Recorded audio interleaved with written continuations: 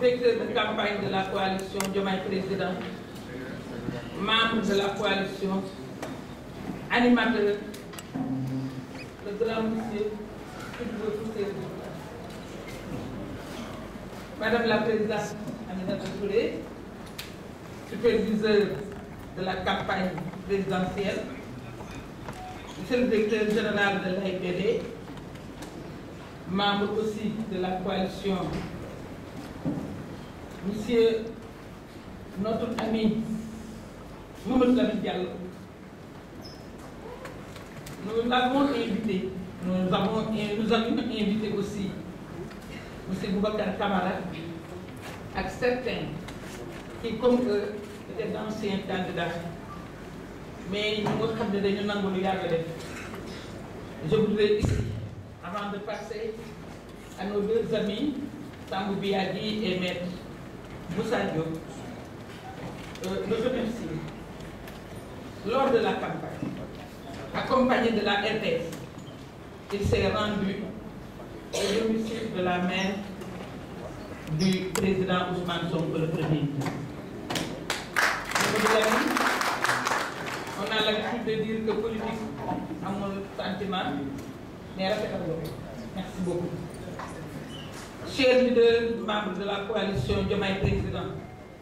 Mesdames, Messieurs, chers invités, Mesdames, Messieurs les professionnels de la presse, je voudrais vous saluer et vous remercier d'avoir bien voulu partager cet après-midi ces moments historiques qui marquent les 100 jours, sinon 106 jours pour nous. 2 avril 2024, 21 juillet 2024, 106 jours exactement. Depuis que notre candidat, son Excellence Bassirou Diomaye Diakhar Faye, a été installé dans ses fonctions de président de la République du Sénégal. Élu brillamment dès le premier tour avec 54,28% des voix, une première dans notre histoire politique pour un candidat issu de l'opposition. Il a prouvé seulement en 3 mois, on dirait 3 ans, qu'il mérite amplement le plébiscite du peuple sénégalais. Naturellement, nous en sommes très fiers en tant que membres de cette grande coalition qui avons porté triomphalement sa candidature et convaincu les Sénégalais de la justesse du choix ainsi que de sa pertinence. Président Bassirou Diomaye Diakhar Faye, sagal nañu, sigil nañu, dalal na xelu askan. Et pourtant, ce n'était pas évident. Tellement les écueils pouvant entraver votre action et celle de votre gouvernement étaient nombreux et difficilement surmontables. Tout le monde en convient. Son Excellence Bassirou Diomaye Faye a hérité de son prédécesseur un pays surendetté avec plus de 15 000 milliards de dettes, soit près de 80% du PIB, dépassant largement le seuil autorisé par les critères de convergence de la CEDEAO. Notre champion s'est aussi vite heurté à l'impatience de nos compatriotes, nos vaillants compatriotes, résilients, mais très fatigués, et dont il fallait abréger les souffrances, notamment le coût de la vie devenu intenable. Son Djoubaldi en bandoulière, il a dû aussi faire face à la résistance de toutes sortes de lobbies et groupes de pression qui se nourrissaient du système. À cela s'ajoute une situation géopolitique particulièrement difficile, avec d'une part au plan régional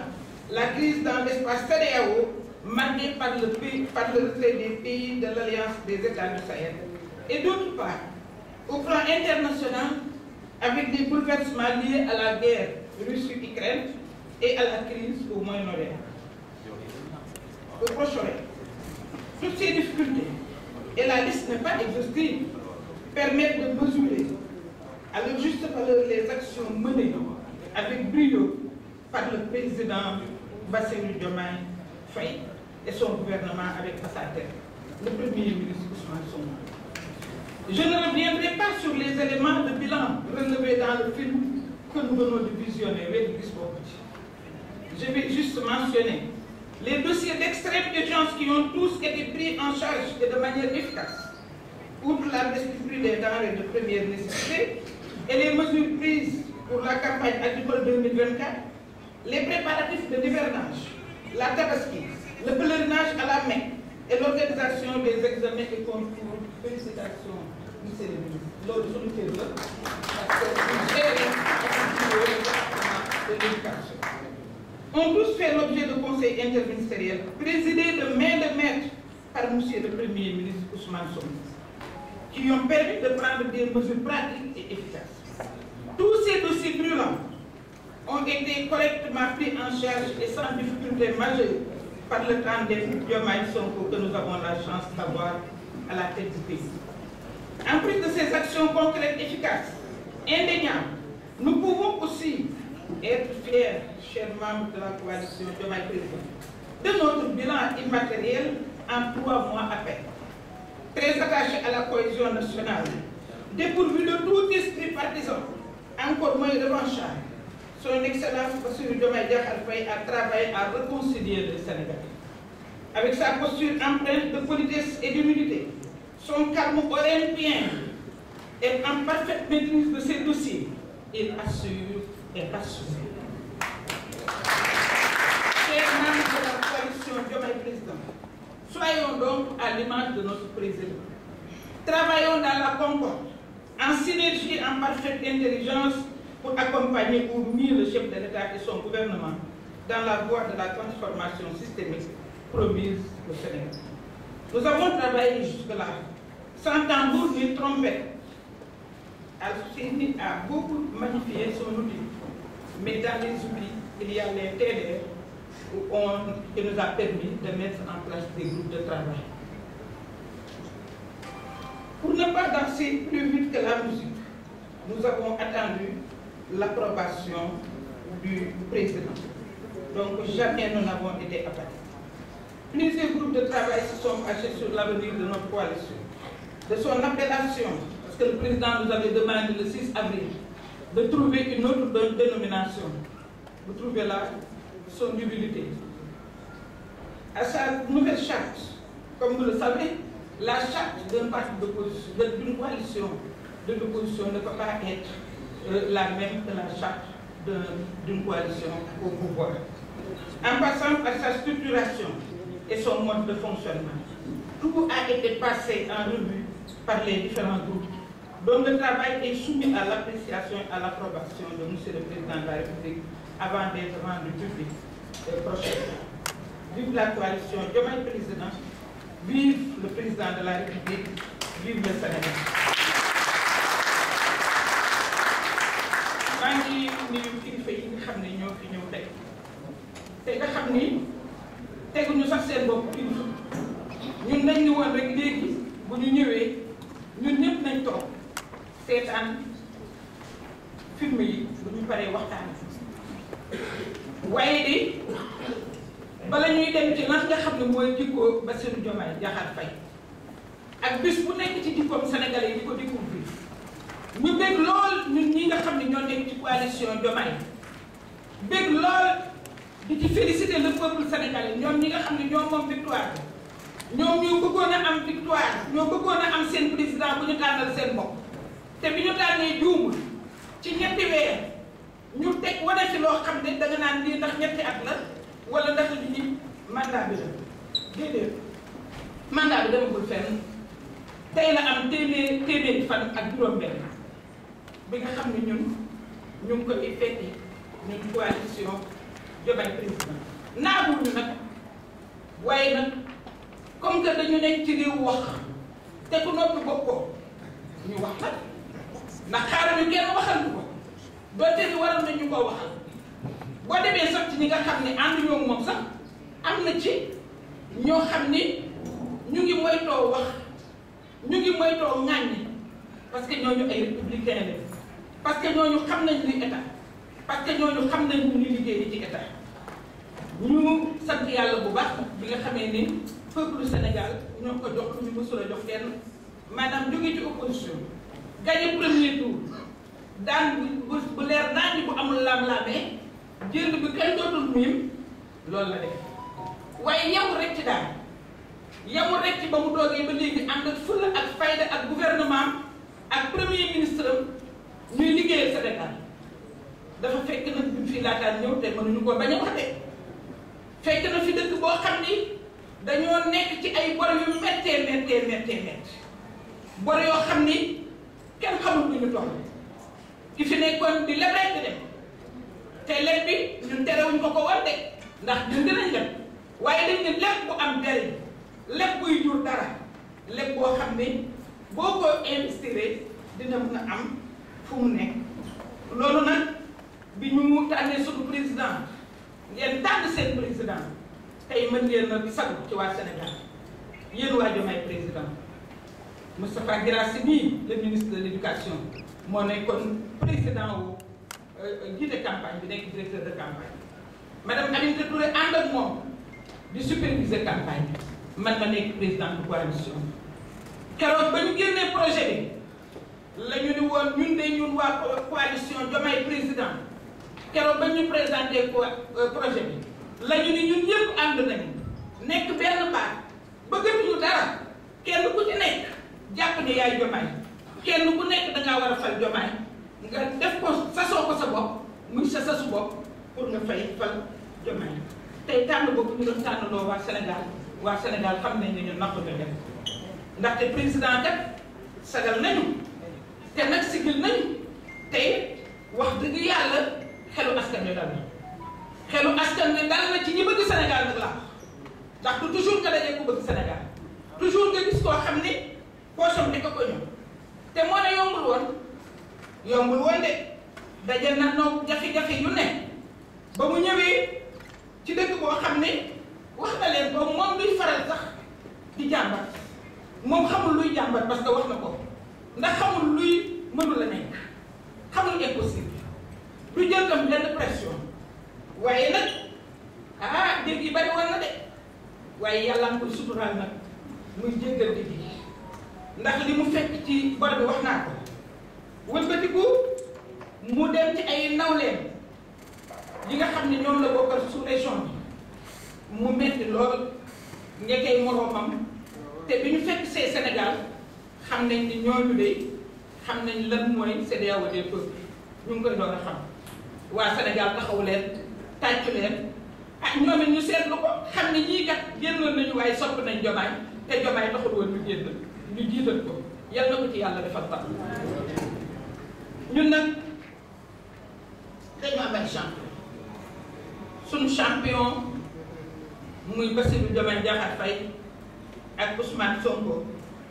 bi ñu ñëwee déglu nañu réew mi bi ñu dégloo réew mi gis nañ ne réew mi yàkkamti nañ lenn lu tuuti li nga xam ne moom lañ dese woon ci muñ mënatuñoo muñ ndax fekk na réew mu xiif fekk na réew muy xool xaalisam ñu di ko gaspiller te joxuñu ko ñu yàkkamti loolu ko leen dimbale ñu dégg ko buñ ko déggee la ñu bari daal di taxaw ci luy wàññi méttitu réew méttitu nit ñi te loolu li koy waral moo di li ñu am ñu sakkanal li koy waral mooy bañ a yàq li koy waral mooy lu naqari woon nit ñi ñu jubal ko loolu moo tax mu génnee jubbanti yore ko nag ci fépp fu mu dem yóbbu ko fa loolu tax jubbanti tere na toog muy dox ku doon toog muy dox amoo lu la neex ndax dañuy jubbanti ku doon trafiqué amoo lu la neex ndax dañoo nekk ci jubbanti ku doon dund ci rankoon ñu askan wi ñu naan rankoon ñu baa loolu mooy simteewu buur jeex na gasi baala jubal looloo tax mu gën a dalal xel nit ñi loolu teewul Sénégal xam ngeen ne lu benn kilo boo xam ne dafa beew situation géopolitique bi wax naa ko léegi neexul waaye moom am nañ ci yaakaar na ko waa Sénégal yëpp ñaan fekk itam situation bi loo xam ne suñu yoon newu ci muy guerre Russie door a jóge ci Covid door a jóge ci li nga xam ne moo xew Proche-Orient waaye li ñu waxoon rek ni Sénégal ak Afrique sax dañoo war a góorgóorlu ndax dañuy subir loo xam ni seen yoon nekk loolu moo tax approche souverainiste bi nga xam ni ñoom moom lañ am bëgg koo jubal ci mbay mi ba nga xam ne dinañ toog ba dootuñu xalaat ci kenn dootuñu wuti fenn dara dootuñu jëgaande dara ñun lañ leen ciy encouragé moom ak premier ministre te ñun coalition bi luñ ci mën dinañ ko ci jàpp. kon difficulté yi bëri na loolu waaye teewul mu surmonté ko ba tey lii ñu wone ci film bi ak li ñu leen di wax nga xam ne mooy bilan immatériel bi te mënuñu ko jeexal ñu wax leen moom de Sénégal seen xel dal ci ñaar ñi ànd muy président Ousmane Sonko premier ministre ak rakkam di le président de la République di Bassirou Diomaye Diakhar Faye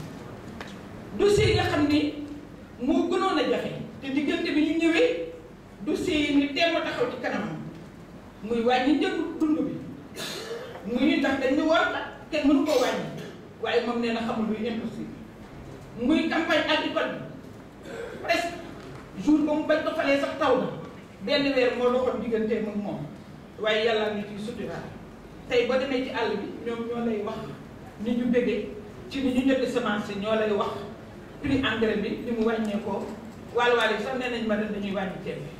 ndax prix engrais bi ni mu wàññeekoo kon nawet bi wax dëgg yàlla teel nañ ko teel tabaski gi ñëw kenn jàmm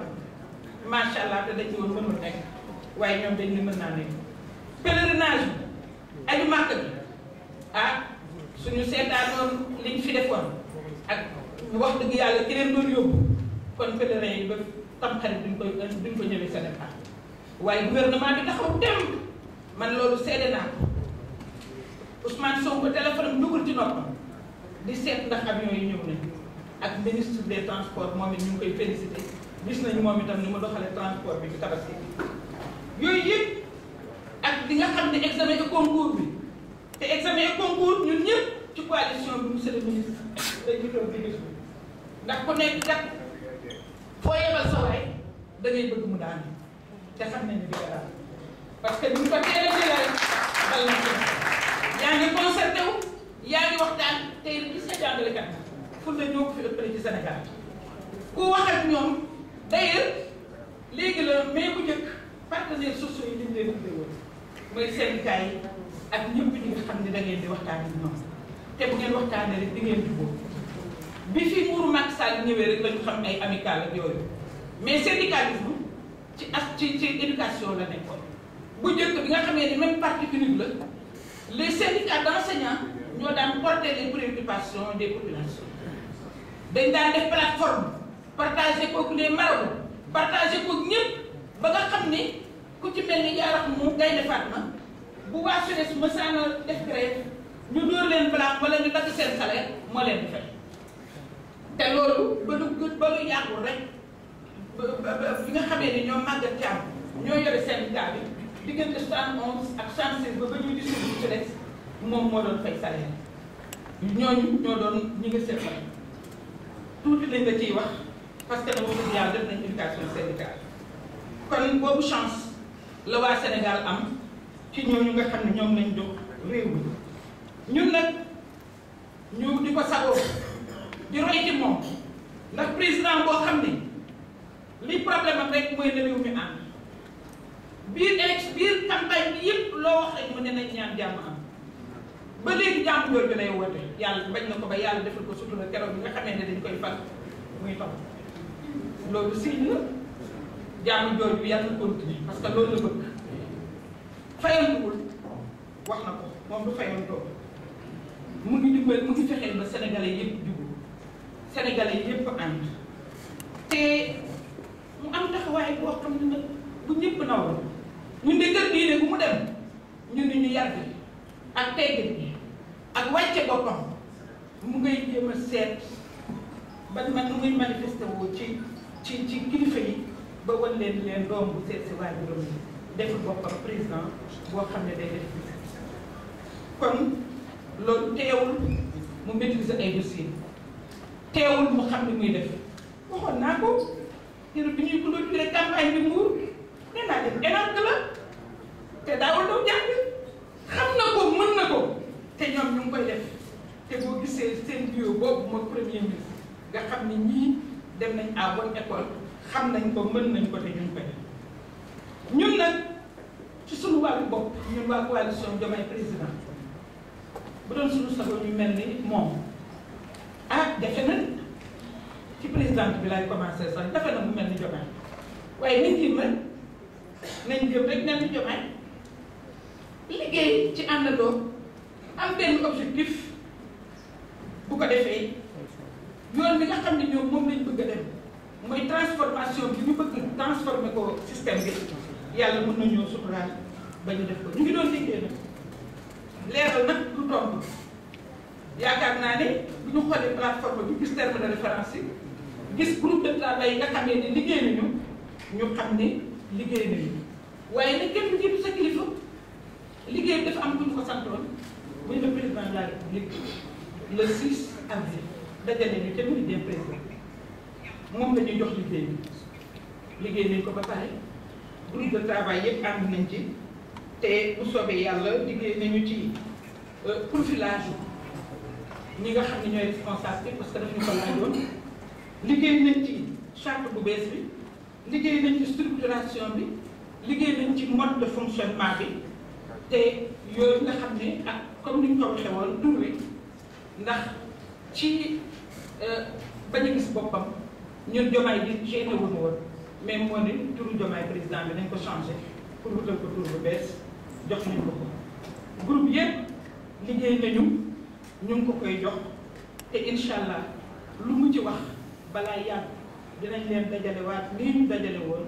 waxtaan ci déglu ko mu ngi leen di gën a